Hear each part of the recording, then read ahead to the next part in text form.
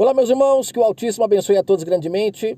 Meus irmãos, já me foi feita aqui uma pergunta no canal sobre julgar ao próximo, se é algo que nós podemos fazer. De acordo com o livro Bíblia, que contém a palavra do Pai, nós temos que entender que a grande maioria das pessoas, quando vão querer ouvir o Pai, eles recorrem ao livro Bíblia e, em muitos casos, as pessoas vão a um local para se alimentar do Criador. E aí se torna um pouco mais perigoso, porque quando você vai a um local para você comer, é como sair de casa para comer em um restaurante. Chegando lá, você tem que analisar a comida, se ela não está podre, se não tem nada errado com ela, para você poder comer. Em um restaurante físico é fácil, a gente chega lá, pelo cheiro, pelo visual, você consegue detectar se está ruim ou não. No templo religioso, nas igrejas, onde as pessoas vão para se alimentar espiritualmente, não dá muito para ela saber se a comida está podre ou não, se ela não tiver compreensão, pelo menos um mínimo de compreensão da verdade, né? Se os olhos dela estiver fechados, como ela vai analisar a comida? Se ela não enxergar espiritualmente, se ela não ouvir espiritualmente, como ela vai comparar se o que aquela pessoa está falando está sendo verdadeiro ou não? Então, nesse meio é muito mais fácil das pessoas se alimentarem de forma enganosa. E aqui, nesse texto, nós temos uma prova clara disso. Muitas pessoas utilizam-se do livro Bíblia como um self-service. Pegam ali um verso e, como o verso está dizendo, por exemplo, aqui, que é esse da pergunta de hoje, não julgueis para não sejais julgados. Então a pessoa já fala, não podemos julgar, senão nós vamos ser julgados. Mas na verdade existe um contexto aqui. Nós temos que entender o contexto. Por exemplo, o que me chamou a atenção quando eu vim dar uma lida aqui é o verso 6 do contexto, quando ele fala para não dar aos cães o que é santo e nem lançar aos porcos as vossas pérolas. O que tem a ver isso com julgar ao próximo? Porque aqui no semitítulo, ó, tá o julgamento ao próximo. Isso aqui já norteia demais o nosso entendimento a imaginar que ele está falando aqui de um julgamento mesmo assim de uma pessoa para outra, né?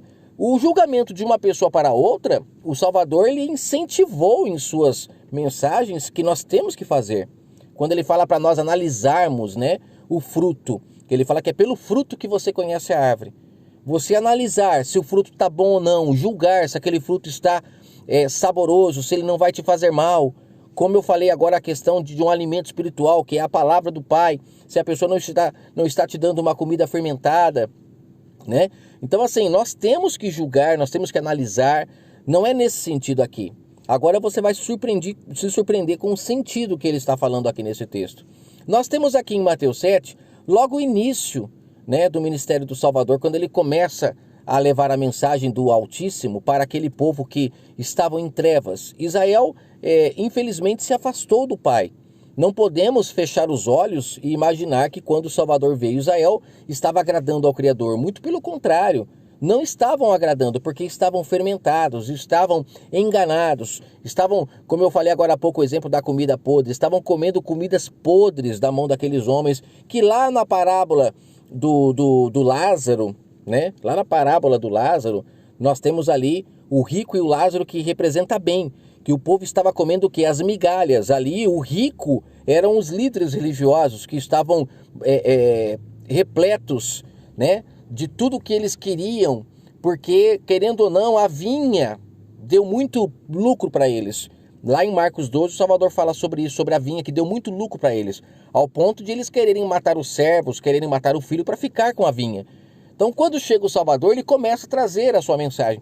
E essa mensagem, vocês acham que agradou aqueles homens? Comece a buscar um pouquinho antes aqui, por exemplo, aqui em Mateus 6, nós temos ele falando sobre ajuda aos necessitados, que não era para ninguém ficar mostrando que estava ajudando, o que era uma prática normal daquelas pessoas mostrarem o que estavam fazendo. Quando ele fala sobre a oração para não ficar nas esquinas como os hipócritas ficavam, ele compara quem fazia isso aos gentios que ficavam usando de vãs repetições ao orar. Olha que interessante, ele chama as pessoas para sair das esquinas para ir para o quarto, que representa buscar o Pai em espírito e em verdade.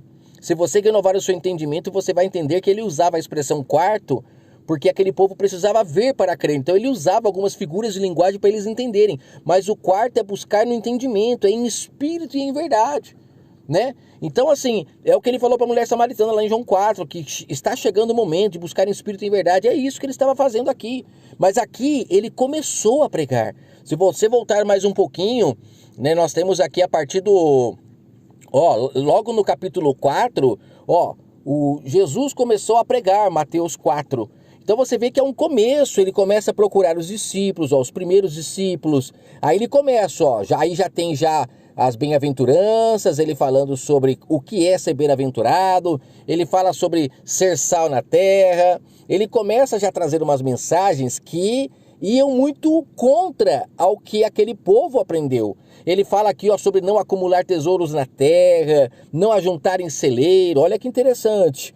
Quando chega aqui no capítulo 7, a gente entendendo que ele estava já contrariando aqueles homens, isso aqui demonstra que aqueles homens estavam já julgando ele, já colocando ele na parede, já começaram a perceber que a mensagem dele não estava agradando muito eles não. Porque se ele continuasse trazendo aquelas mensagens, as pessoas não iriam mais querer ir para o templo, não iriam mais querer levar oferta, não iriam mais manter todo aquele patrimônio que eles tinham. E aqui o Salvador fala, não julgues para que vocês não sejam julgados. Porque com o juízo que vocês estão julgando, vocês também serão julgados, com a mesma medida. Aí ele fala, vocês ficam tentando tirar o argueiro do olho das pessoas. Ele falava com o povo porque ele não podia se dirigir diretamente aos líderes, como ele já fez lá em Mateus 23, onde ele já estava o quê? Ele já estava mais infiltrado, ele já tinha mais autoridade para falar, o povo já estava entendendo, ele já tinha mais pessoas do lado dele, para agora falar diretamente com aqueles homens. Você vê que aqui ele falava para o povo, não julguem, cuidado, vocês estão julgando, mas vocês têm uma trave no olho de vocês. Vocês também são pecadores tanto quanto as pessoas que vocês julgam. Porque aqueles homens se vestiam de vestes de ovelha, que inclusive ele fala um pouquinho mais no contexto aqui, e só que eles eram lobos por dentro, o Salvador sabia. Mas como eles vestiam aquelas roupas, o povo aceitava tudo que eles falavam. E o Salvador vem e fala, hipócritas, vocês são hipócritas. Vocês têm uma trave enorme no olho de vocês, são tão pecadores quanto o povo que vocês julgam, e não são capazes de tirar a trave do olho de vocês. Aí ele fala no verso 6, olha como que o verso 6 se encaixa agora. Não deis aos cães, a quem? Quem ele se referia como cão ali, usando esse exemplo? Àqueles homens que deturparam a palavra, estavam vivendo da vinha. Não dei a eles o que é santo. O que é santo? A palavra pura, verdadeira. Por que não adiantava? Porque eles lançavam fora, eles pisavam, eram como porcos que não valorizam a pérola, mas valorizam a lavagem. E as pessoas estavam começando a ser purificadas por ele ali. Só que aqueles homens já estavam se levantando, julgando o que ele estava falando. E ele vem e fala, cuidado, seus hipócritas. E lá em Hebreus, para finalizar, Paulo fala lá que se esse modelo de sacerdócio que foi levantado na velha aliança tivesse funcionado, estava até hoje. Paulo fala ali em Hebreus 7, 8, 9, 10, leia para você ver, que ele fala que o Salvador veio para ser o sumo sacerdote, aonde o sacrifício foi apenas feito uma vez para a remissão dos pecados. Para que não precisasse mais as pessoas ficarem todos os anos praticando aqueles rituais. Por quê? Porque aqueles homens eram tão pecadores quanto as pessoas que eles julgavam. E não foi para isso que eles foram levantados. Eles eram pecadores igual. E estavam se vangloriando, tentando se assentar na primeira cadeira. Como o próprio Salvador fala lá em Mateus 23, já usando palavras mais duras. Vocês se assentam nas primeiras cadeiras das sinagogas para serem ovacionados pelos homens. Ou seja, vocês são hipócritas. Pegaram o dom do Pai, que na velha aliança era usado até como um tipo de cargo, né? Como hoje tem muitas pessoas ainda fazendo isso, usando o que é um dom como um cargo para ganhar salários e serem melhores do que os outros e até serem hipócritas, porque julgam os outros, mas são praticantes das mesmas coisas que essas pessoas que eles julgam. Paulo fala em Romanos 2, pode um cego guiar alguém? Mas tem muitas pessoas cegas que estão guiando outras pessoas para abismos profundos, como o Messias falou lá em Mateus 15, verso 14.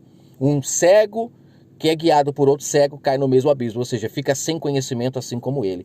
Então, aqui ele não fala de julgamento entre nós analisarmos o que estamos comendo, o que estão nos dando para a gente ingerir, para nos tornarmos cada vez mais fortes ou fracos, dependendo se não soubermos analisar. Ele está falando aqui sobre as pessoas não julgarem o que ele estava fazendo, porque eles nunca receberiam o santo, o Criador do universo, o Espírito Santo que estava para ser derramado, que aqui ainda não tinha sido derramado, nunca receberiam se eles não parassem de serem hipócritas. Enquanto forem hipócritas, nunca receberão a palavra pura. Serão como porcos pisando em cima da lavagem. Que o Eterno abençoe sua vida grandemente.